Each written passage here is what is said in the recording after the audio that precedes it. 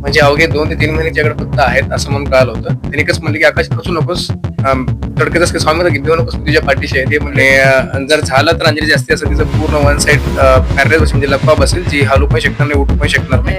म्हणजे त्यांना आपली स्टोरी त्यांना आवडली. सेम माझे वडील ज्यावेळेस माझी मम्मी म्हणजे मरणाच्या वेळेवर होती त्यावेळेस माझे वडील जर ह्या जन्मात जर माझ्या अंजली जर मला सोडून गेली.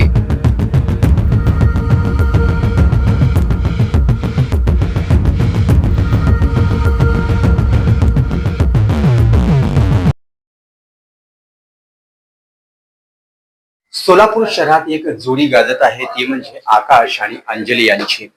याचे कारणही असंच आहे, कारण की या दोघांच्या प्रेमाची स्टोरी सध्या साऊथ इंडस्ट्रीजमध्ये धुमाकूळ घालत आहे. या सोलापूरच्या प्रेमी युगलावर साऊथ इंडस्ट्रीजमध्ये तब्बल 2 तासाचा पिक्चर रिलीज होणार आहे आणि झालेलेही आहे. एकंदरीत तुम्ही जर ही कहाणी जर पाहिल्यात मित्रांनो, खूपच गंभीर आहे, कारण की जी या रिअल स्टोरी आहे त्या रिअल स्टोरी मधली जी अभिनेत्री आहे किंवा ज्याच्यावर या अभिनेत्री पिक्चर साकारला गेलेला आहे अंजली, त्याला ब्रेन ट्युमर आहे आणि त्यांनी सोलापुरातील युवक जो आकाश आहे त्यांनी साथ दिलेली आहे. रिअल स्टार हे जोडी सध्या सोलापूर शहरासह साऊथ मध्ये इंडस्ट्रीमध्ये धुमाकूळ घालत आहे. त्यांच्या आपण घरी आलेलो आहोत. तुम्ही पाहताय सूर्यकांत यमाजी नारायणकर असं या घराचं नाव आहे आणि ही दोन्ही प्रेमी युगल याच ठिकाणी राहतात. त्यांच्याशी आपण आतमध्ये गप्पा मारणार आहोत. एकंदरीत तुम्ही पाहता जी ही स्टोरी आहे खूपच प्रेरणादायी आहे आणि डोळ्यातून अश्रू येईल अशी ही कहाणी आहे. आपण आत आलेलो आहोत. तुम्ही पाहताय हा आकाश आणि अंजलीचा हा घर आहे. तुम्ही पाहताय हीच ही जोडी जी सध्या चर्चेचा विषय बनलेली आहे महाराष्ट्रामध्ये आणि संपूर्ण साऊथ इंडस्ट्रीजमध्ये. आपण त्यांच्याशी संवाद साधूया. साहेब, कशा आहात आपण आणि तुम्हाला जो पिक्चर आलेला आहे त्याबद्दल शुभेच्छा आहेत. धन्यवाद सर.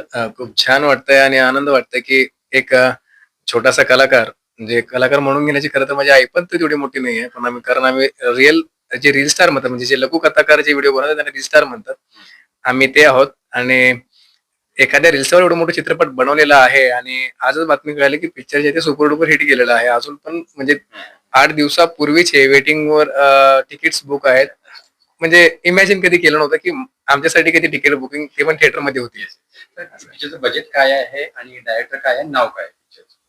सर, पिक्चरचं जे बजेट आहे ते 150 करोड आहे आणि त्यानंतर परत डायरेक्टर जे आहेत ते कुमार सर म्हणून आहेत. त्यांनी हा चित्रपट रंगवण्याचा प्रयत्न केला आणि त्याच्यानंतर चित्रपटाचे नाव आहे ते लव यू मुद्दू ह्या नावाने आहे.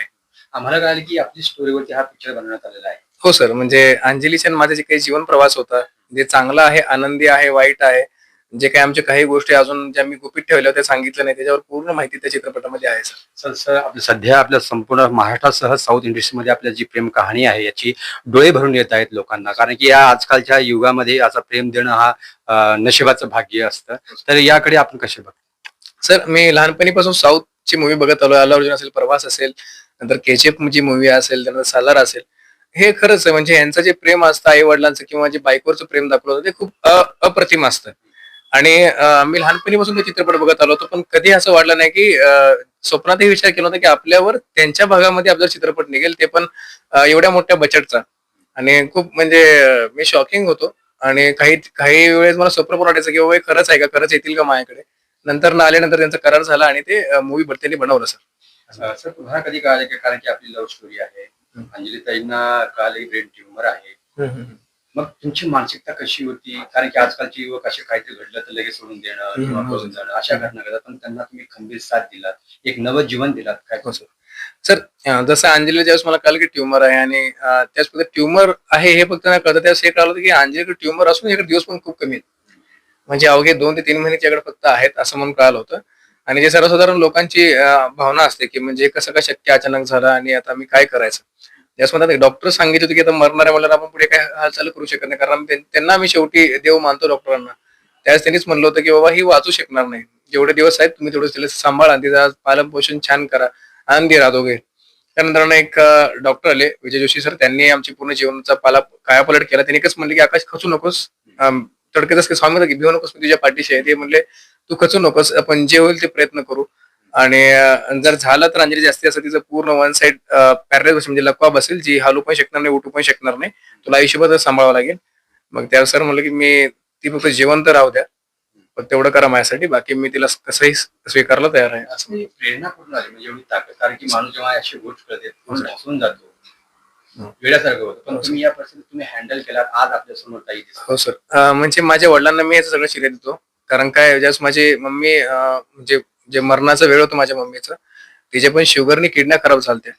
आणि सेम माझे वडील ज्यावेळेस माझी मम्मी म्हणजे मरणाच्या वेळेवर होती, त्यावेळेस माझे वडील इथून तुळजापूरला पायी चालत गेलते. आपण हा. डोळ्यातून जर हो सर. मग ते आठवतं ना सर्व सर, ते वडिलांनी काय केलं माझ्या आईसाठी. मग ते चालत पण गेले, पण ज्यावेळेस इकडे चालत गेले त्यांना बातमी कळली की अर्ध्या वाटत की माझी आई वारली म्हणून. मग मी जे म्हणजे अंजली समोर नाचायचो, हे करायचो, मग जे माझ्या मम्मीचं ब्रेन डेड झालं त्यावेळेस माझे वडील सर्व माझ्या आईसाठी सेम करायचे असं. म्हणजे मग ते मी त्यांच्या वडिलांकडे शिकलं होतं. पण त्यांना जी एनर्जी येत होती ती स्वामी समर्थाकडून येत होती. मग मला तेच मी स्वामी समर्थांना धरलं आणि त्यांना एकच म्हणलं की जर ह्या जन्मात जर माझ्या अंजली जर मला सोडून गेली, कारण माझ्या पाठीमध्ये कोणीच नाहीये, वडील पण नाहीये, आई पण नाहीये, आणि जे इतर गोष्टी आहेत ते पण का म्हणजे महत्वाच्या नाही आहेत.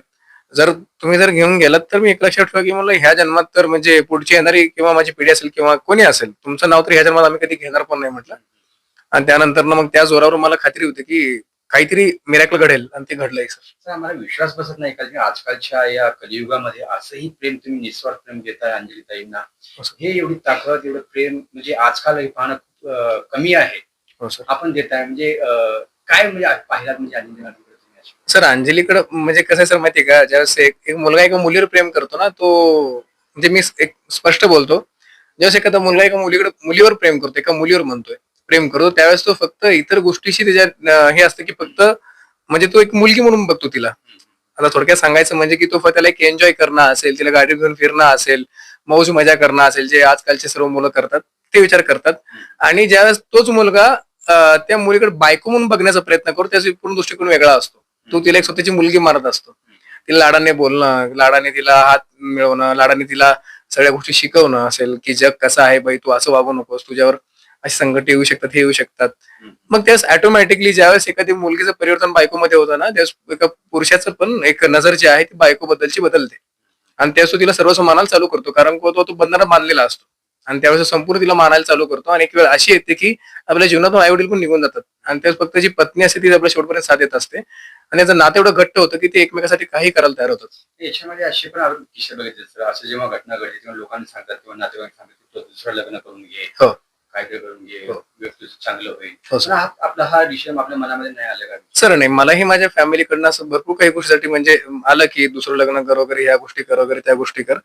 मी म्हणलं की बघूयात, पुढच्या पुढे गोष्टी बघूया. जर समजा मला काही गोष्टी मला हँडलच नाही झाल्या किंवा मलाच काय झालं, मी या जगामध्ये नसेल, जी ती गोष्ट पुढची गोष्ट म्हणलं. आणि डायरेक्ट नकार पण देता येत होता, कारण सगळे फॅमिलीचे लोक होते, जवळचे लोक होते, घरचे लोक होते. जर मी म्हणजे हे सगळे मला ऑलरेडी सोडून गेले होते, नाते तुटले होते, आणि ते ह्या फेमस झाल्यामुळे सगळे लोक एकत्र आले होते परत. आणि त्याने मला कुठल्या गोष्टी दुखवायचं नव्हतं. मग काही फॅमिलीमध्ये पण काही मुली लग्नासाठी होत्या, त्यांनी म्हणले की आम्ही अंजली सांभाळायला तयार आहे, इतर गोष्टी आहेत, त्या गोष्टी आहेत. आणि कधी कधी म्हणजे जवळचे, अतिशय जवळचे लोक पण म्हणायचे, पण मी त्या गोष्टी एवढे इंटरेस्ट नाही घेतला. अक्षरशः माझे मित्र मैत्रिणी पण आहेत, ते अंजली येऊन घरी येऊन सांभाळून जातात, इतर गोष्टी करतात. काही गोष्टीची अफवा पण उठत की बाबा तू दुसरं तिसरं चौथं 5-6 लग्न करून घेतले. मीही म्हणतो की हा टोटल माझे 10 लग्न झाले नाही, आता 11 ओळखतो, तुमच्याकडे कोणी आहे का? कारण काय म्हणतात ना की त्या जे समाज आपल्याला उचलून धरतो ना, त्या समाजामध्ये काही लोक असे पण असतात की आपल्याला काहीतरी गालबोट लावण्याचा प्रयत्न करत असतात. जेव्हा ताईंना कळालं की आता सध्या म्हणजे ब्रेन ट्युमर आहे आणि ज्याच्यावर आपण औषध घेतोय, तेव्हा त्यांची मानसिकता काय होती जेव्हा कळालं त्यांना? अंजलीची का? अंजलीची. सर अंजलीला मी कळूच दिलं नव्हतं. हा, शेवटपर्यंत मी तिला कळू दिलं नाही. ज्यावेळेस तिला ऑपरेशन झाल्यावर पण तिला मी सांगितलं की तुझं वेगळं ऑपरेशन झालंय, म्हणजे ट्युमरचं झालंय. आणि तिला मी फक्त एकच सांगतो की तुझं का तिथे तिला म्हणजे जन्मल्यापासून म्हणण्यापेक्षा जे काही ऍक्सिडेंट झाला तिच्या जीवनामध्ये 4 वर्षाची असताना, त्या पिक्चर मध्ये तुम्हाला समजेलच, त्यावेळेस एक कान पूर्ण बंद पडलं होतं अंजलीचं.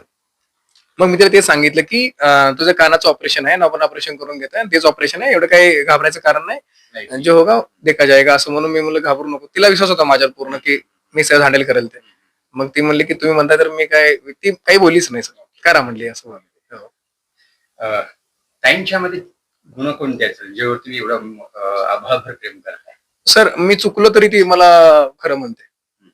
अच्छा. हा, ते मला लय आवडत आहे. म्हणजे सर समजा जग मला नाव ठेवत असेल ना तर ती म्हणते हा माझा नवरा असं काय करायचं करा.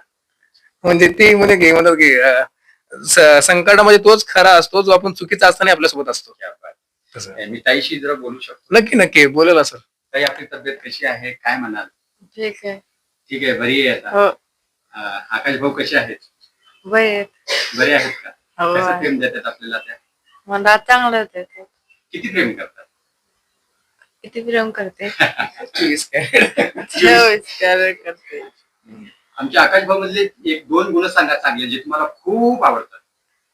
अं, अं, त्यांचे गुण त्यांनी लेडीजला रिस्पेक्ट देतात हा हा हा. आणि खोट काय बोलत नाही. खोटं काय बोलत नाही. अं, क्या बात आहे. तुमचा चित्रपट रिलीज होतोय, काय सांगाल? छान वाटते. कधी वाटलं होतं की तुम्हाला एवढं मोठ्या पडद्यावर आपला चित्रपट येईल, आपण आपली स्टोरी तिथे दाखवली नाही. जाईल? आता हे स्वप्न साकार झालेलं आहे, काय वाटतं? मी काहीच नाही दाखवलं. मी काहीच नाही केली प्रेम. त्यांनी सगळं केलं माझ्यासाठी. क्या बात आहे. नाही सर नाही नाही. तिचं प्रेम आहे म्हणून तुम्ही एवढं करतो ना. हम्म. सर ती एवढा आदो असून अपंग असून देखील भाकरी बनवते माझ्यासाठी भाकरी बनवते, फरशी पुसते. हम्म. कधी कधी मी आजारी पडतो मला घास भरवते, रात्री पाय दाबते. हम्म. जी एक प्रत्येक बायको करते ना ती करते माझ्यासाठी. आता आम्ही बघतो सर, अवॉर्ड खूप लागलेले आहेत त्या तुमच्यावरती. हो, सर. कोणते कोणते म्हणजे कशाबद्दल अवॉर्ड मिळाले युट्यूबवर, काय सांगाल? सर आम्हाला असे असंख्य अवॉर्ड भेटलेत पण मी काही लावलं नाही. पण जे जीवनाचे स्ट्रगल असतो ज्यावेळेस एखादा मुलगा ना एक 16-17 वयाचा असतो त्याला कोणासाठी आम्ही युट्यूबवर नक्की बनणार हम्म. किंवा आम्ही एक रील्सला तर नक्की जीवनामध्ये बनणार. पण काही त्याची कंडिशन असते जीवनामध्ये, कधी तू बनू शकत नाही, त्याला फायनान्शियल घरच्या अडचणी असतात, कधी संकट येऊन जातात, त्यामुळे तो ते क्षेत्र सोडून देतो. पण त्या गोष्टीमध्ये काही गोष्टी अडचण आलेल्या असतात त्याला काही करता येत नाही, पर्याय नसतो त्याकडे. मग तसं मी 2000 म्हणजे 16 पासून मी युट्यूबवर बनण्याचा प्रयत्न करत होतो आणि करायचा प्रयत्न करायचो. मग माझं आकाश नारंगर चॅनल ऑलरेडी होतं माझं.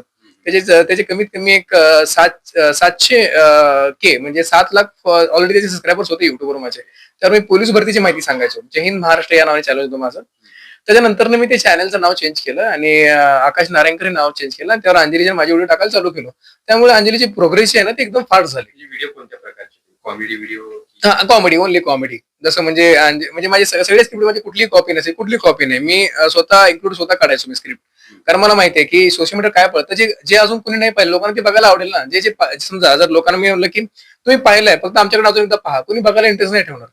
त्यामुळे मला माहिती नवीन स्क्रिप्ट काढायचो. म्हणजे मी असं काढायचो की जसं स्त्रियांना स्कूटीबद्दल खूप लोक म्हणजे टोमणे आणतात की बाई गाडी तू चालवू नको, मारायचं नाही आम्हाला असं. मग मी ते काय केलं की आशिकी टूचं गाणं आहे सर, हम मर तेरे यारा तेरे बिन हम गुजर जाएंगे काय तर ते गाणं आहे आणि त्यामध्ये की हम मर जाएंगे एक गाणं आहे. मग त्यामध्ये मी काय केलं की अंजलीला म्हणतो गाडी चालव आणि मी म्हणेन की ज्यावेळेस तू म्हणते की मी गाडी चालवू का, मग त्यावेळेस मी म्हणणार की मी हम मर जाएंगे असं गाणं लावणार म्हणलं आणि ते लावलं सर. एकदम एवढं ब्लास्ट झालं ना ते. त्यावेळेस म्हणजे फक्त 169 काही 70 आहे ना आमचे 170 फॉलोअर्स होते आणि ऑटोमॅटिकली त्या एका व्हिडिओवरनं आमचे 222 के म्हणजे टू टू टू आकडा झाला होता. हा, आता गाण्याचा विषय आला तर सर, म्हणजे अंजली मॅडमला तुम्ही कोणतं गाणं तुम्ही डेडिकेट करा? अंजलीसाठी मी आता नवीन गाणं काढलंय म्हणजे सध्या चालू होते का सर. हा, तर तुम्हाला जे आवडतं की बा अंजली मॅडम मी हा गाणं डेडिकेट करू शकतो, असं कोणतं गाणं आहे? काय कोणतं गाणं डेडिकेट करायला लागतं? डोळ्यात तूच चांदणी, ते मी गाणं पहिलं ते काढलं होतं. डोळ्यात तू चांदणी सुखाचा स्पर्श. होऊन जाईल. नाही सर नाही सर. म्हणजे खरं सांगायचं म्हणजे की तिला मी खरंच वेगळं मानतो, माझी पोरगी मानतो थोडक्यात तिला. आणि माझं प्रेम ते नाही आहे की डोळ्यात गाणं बघणं, तिला आय लव्ह यू म्हणणं. माझं प्रेम तर वेगळं आहे. म्हणजे मी असं म्हणतो की माझी मुलगी आहे आणि मी तिला तिचं जपणार तिला असं. ताई, साहेबांना कोणतं गाणं तुम्हाला डेडिकेट करायला आवडेल? मला ते कोणतं तर आहे की मराठी, हिंदी? हा मराठी. मराठी मधलं कोणतं?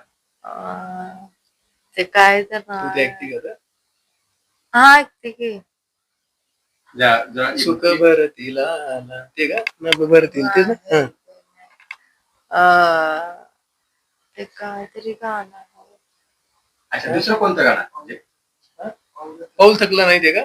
हा ते हा ते का. आणि एक दोन बोल कोणतं द्या. पावलं थकलं नाही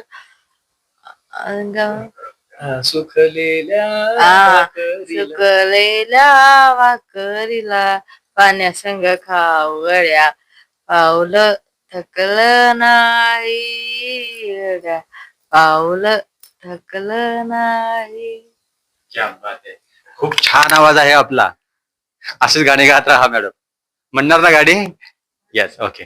तर काय सांगाल, तुमची कहाणी खूपच प्रेरणादायी आहे. आता हजारो युवक प्रेम करतात, पण आपल्या सगळी स्टोरी खरंच अभिमानास्पद आहे. अशा जे युवक प्रेमाचा टाइमपास करतात त्यांना काय सांगाल? सर, कोणताही योग तसं बघायला गेलं तर कोणी टाइमपास करण्यासाठी प्रेम करत नाही. आणि जर समजा तो टाइमपास करण्यासाठी जर प्रेम करायला गेला तर तो कुठं ना कुठं खरं प्रेम करतो त्या व्यक्तीवर बसलेलाच असतो. जरी विचार जरी केला तरी की मला खोटं प्रेम करा त्याच्यासोबत, पण तो नक्की खरं प्रेम केलाच असतो त्या ठिकाणी. तेच फक्त एकच अडचण येते, समाज तर आडवा येतो किंवा घरचे आडवा येतात किंवा फायनान्शियल कंडिशन तशी नसते. मग मुलीला पण नाही इलाज हवं, घरच्यांचा ऐकून काही गोष्टी निर्णय घ्यावा लागतो, कारण त्यावेळेस एक फोर्स वेगळा असतो घरच्यांचा की आम्ही आत्महत्या करू. नाहीतर मुलाकडचा पण एक असतो, तुझी काय लायकी आहे, तू मुलीला काय करून घेतो, तू आमच्या जीवावर सांभाळतोस का, बापा जीवावर तू खातोस आणि तिला पण माझ्या जीवावर बसतोस का. या सगळ्या गोष्टी एकत्र येतात आणि त्या दोन प्रेमयुगाला दूर करतात आणि त्यावेळेस त्यांचे दोघांचे एकमेकांचे कान वेगळे भरले जातात.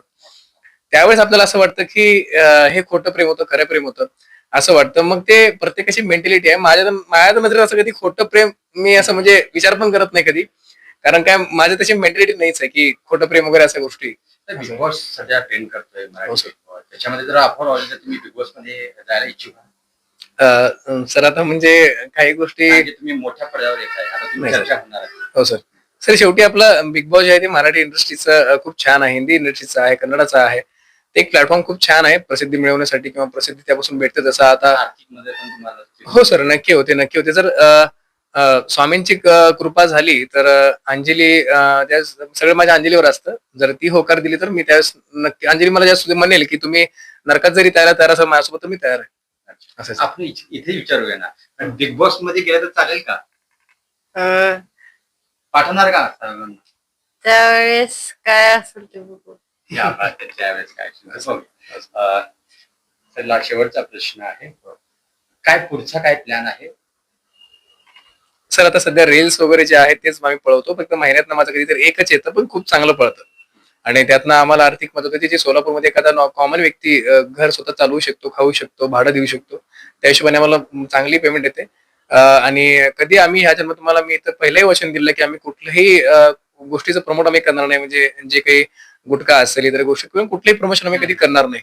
आणि तेच आमच्या डोक्यामध्ये निश्चित आहे की आमच्यामुळे कोणी बिघडलं नाही पाहिजे, आमच्यामुळे कोणतं चांगलं झालं पाहिजे. आणि स्वामींचे जे व्हिडिओ असतात माझ्याकडून, जे लोकांना म्हणजे स्वामींची मी प्रचिती दाखवण्याचा प्रयत्न करतोय की स्वामी समर्थ महाराज काय आहेत खरे दाखवण्याचा प्रयत्न करतोय. ते एक मी नक्की दाखवत राहीन माझ्या आकाश नारायणकर